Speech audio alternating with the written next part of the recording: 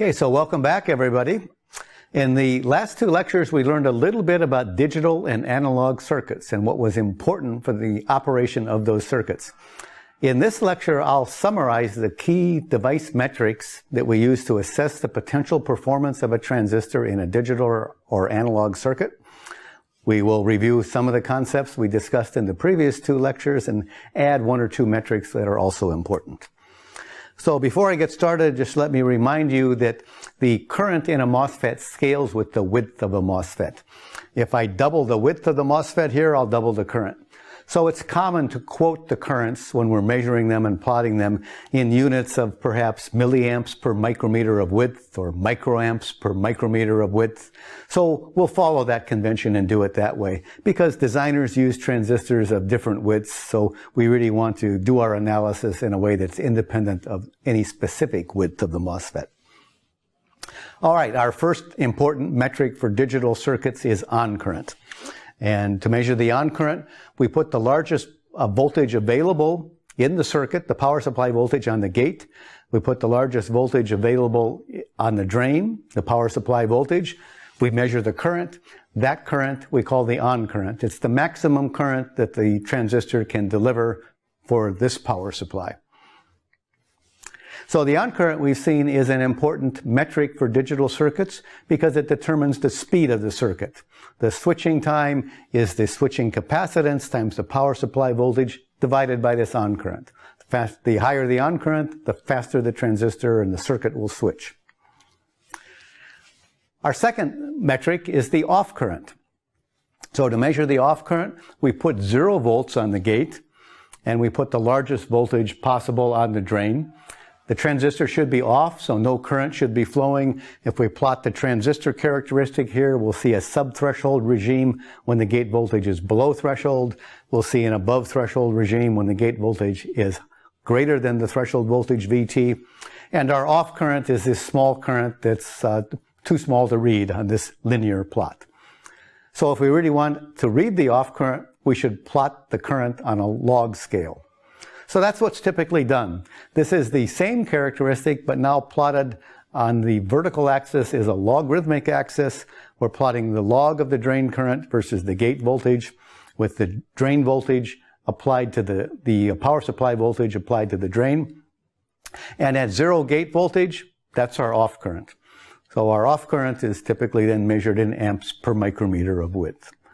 Now, we've seen that the off current is an important device metric because the off current determines the static standby power when the transistors are not switching. And since we have lots of transistors on chips these days, this can add up to be a significant power. Now, there's another important device metric that we haven't yet talked about, and I want to introduce here. This is called the sub-threshold swing.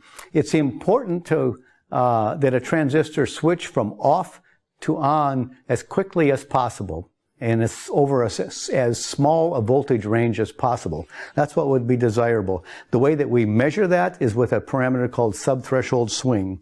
So if we look here in the subthreshold regime, and if we ask ourselves, how much do we have to increase the gate voltage, delta VG, in order to increase the current in the subthreshold regime by a factor of 10? That's the subthreshold swing. So we define the subthreshold swing as being the number of millivolts we need to increase the gate voltage by in order to increase the drain current a factor of 10, an order of magnitude. We typically quote it in millivolts of gate voltage increase per decade of drain current increase. Okay. Now, subthreshold swing is an important characteristic.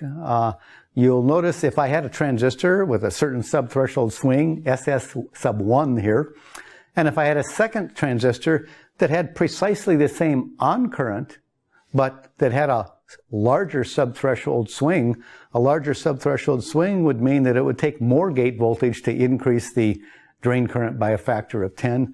What I would find is that the off current has increased. In fact, it's increased exponentially, which is very bad. So it's very important to have a very small subthreshold swing in a transistor. So subthreshold swing and power supply voltage all play into power.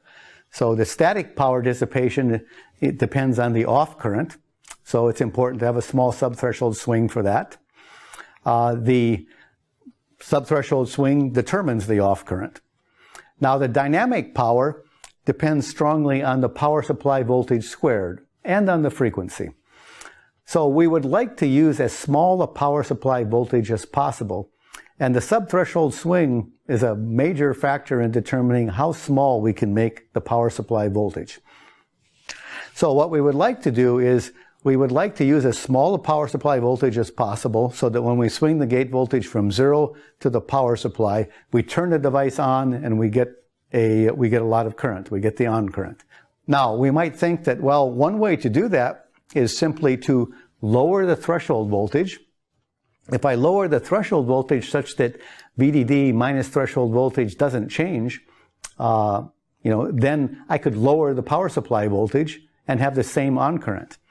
The difficulty is all that is going to do is to translate this transistor characteristic over to the left. Okay, I'll have precisely the same on current at a lower power supply voltage, and dynamic power goes as voltage squared, so that's good. But look what's happened to the off current. The off current has increased exponentially. So this is a major factor that transistor designers have to worry about.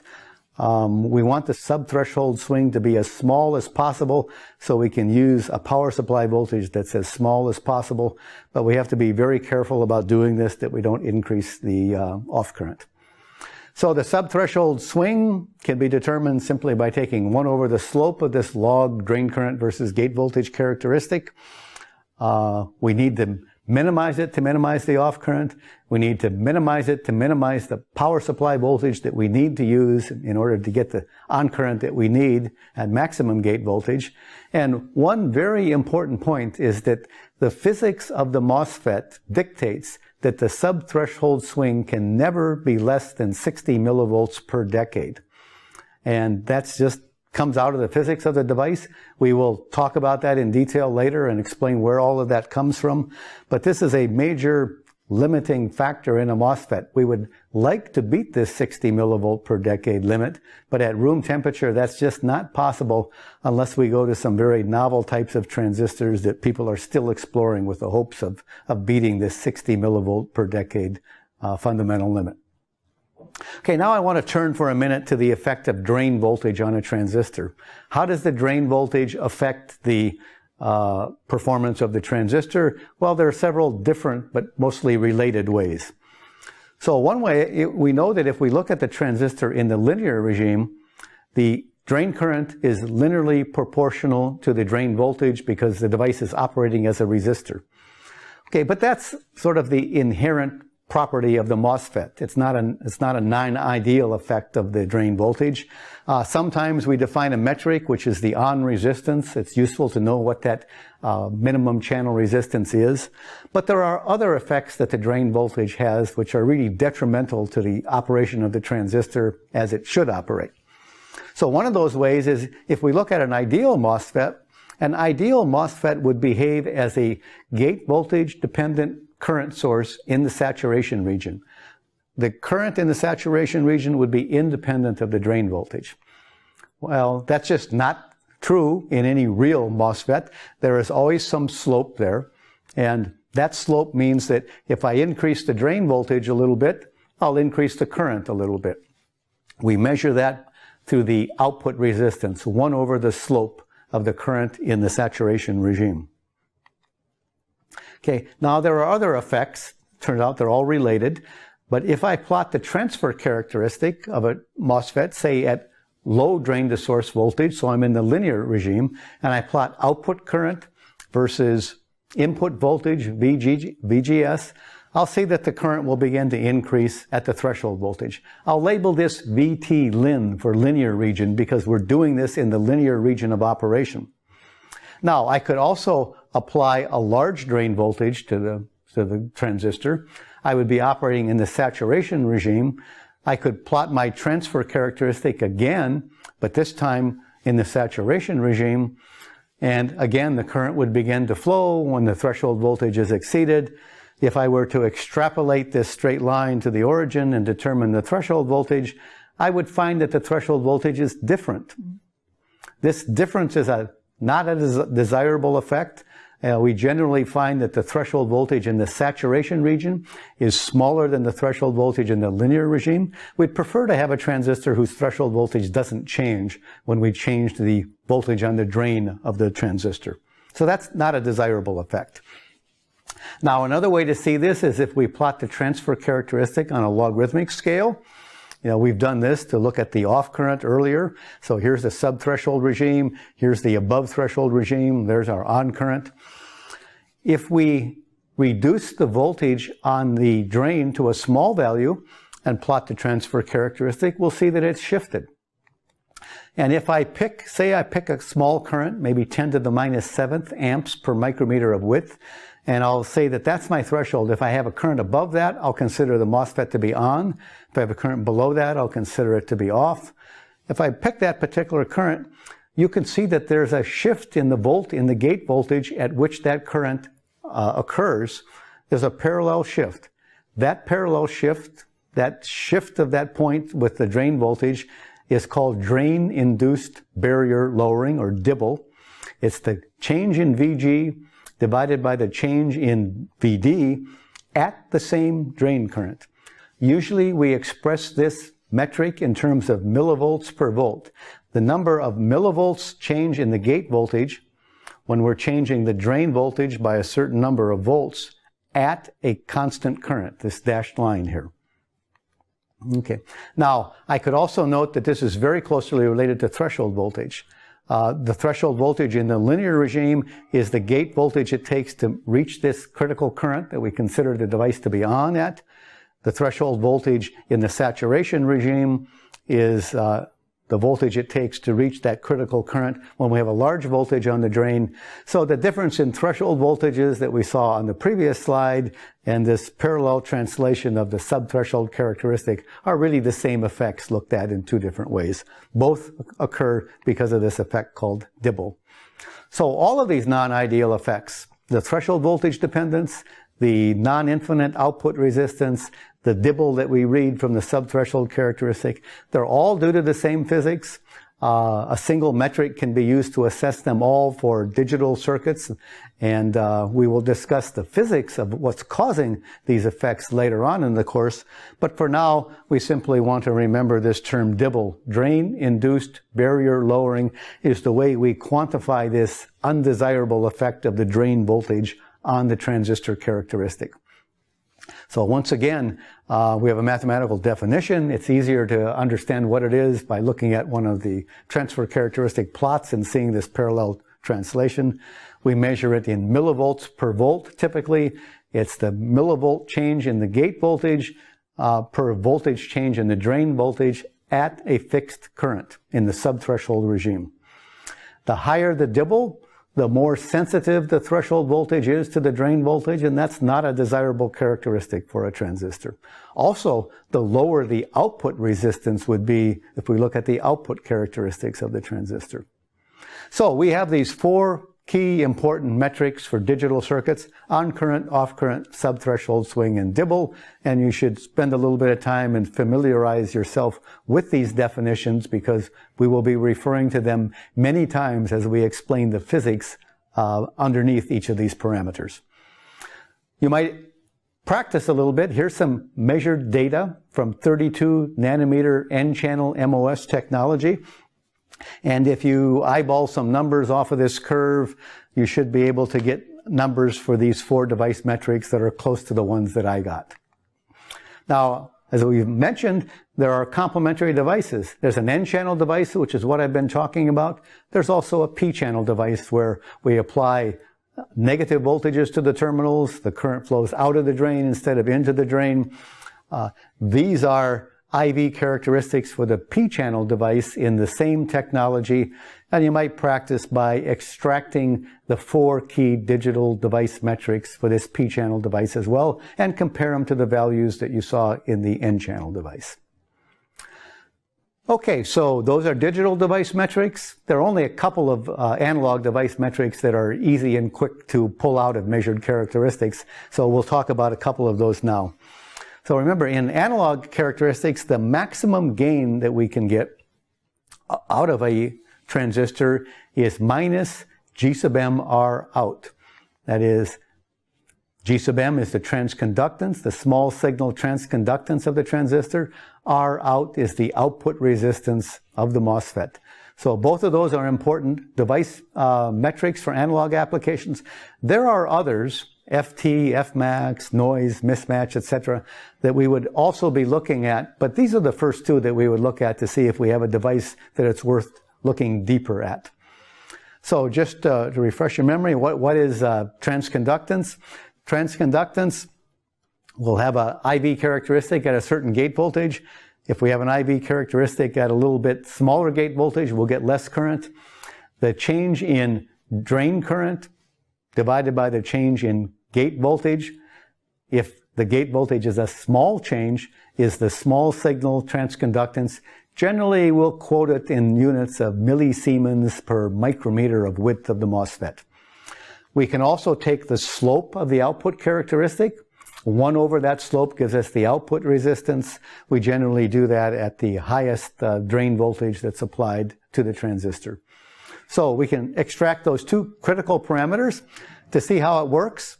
Here is some 65 nanometer technology. That means the gate length is about 65 nanometers long. And we can just read off of this curve and do some quick estimates of what these parameters are. The transconductance, we've seen these before, so I'll just remind you, we did the transconductance, it was about 1 millisiemen per micrometer. We did the output resistance, it was about 7 kilo ohm micrometers. And we did the self-gain. It wasn't big, but it was big enough to do some analog circuits with about 7, on the order of 10. Now, these are the characteristics. This is the 32 nanometer technology that I showed earlier, where we extracted the digital metrics. You could go ahead and extract the analog metrics. What we would find is that this is a shorter transistor. It's got significantly higher transconductance. That's good. It's a better amplifier. In this case, it's 2.5 times larger than the 65 nanometer technology. But note also that the output resistance is more than 2.5 times smaller than that of the longer channel device. So when I put the two together and compute the self-gain, this device actually has a smaller self-gain than the older and longer channel technology. So this is the reason that device designers often, analog designers often prefer to work with longer channel length transistors to get higher gains. So just to summarize quickly, we have 4 key digital device metrics. You should be sure that you're familiar with how those are defined and how to extract them from an IV characteristic. We have 2 key analog device metrics that we begin with before we would look deeper in FT, Fmax, noise, and things that are more complicated to measure. You should be familiar with those as well. And then we've referred to a couple of other parameters that will come up in our discussions later. VT-lin, VT-sat, the drain saturation voltage, threshold voltage is another one. So you should be familiar with the definitions of these parameters and how to pull them off of a measured IV characteristic. So let's summarize device metrics. We've talked about some key metrics for digital applications. There are really 4 of them: on current, off current, subthreshold swing, and dibble. We've talked about some key device metrics for analog. The 2 most important are transconductance and output resistance, and you put the 2 together and you get self-gain. Given a set of IV characteristics, be sure that you can extract these parameters. Now, our focus for the remainder of the course is going to be to explain, in terms of the underlying physics of the transistor, what controls the performance of these device metrics, what controls the magnitude of the on current, the subthreshold swing, etc. All right, so that does it for device metrics. Now, what's next? So device metrics are a way that device engineers take a quick look at a device and are able to ascertain that this device looks like it would be promising in digital or analog applications. Now, for circuit designers to actually design circuits, they need much more than a few simple metrics.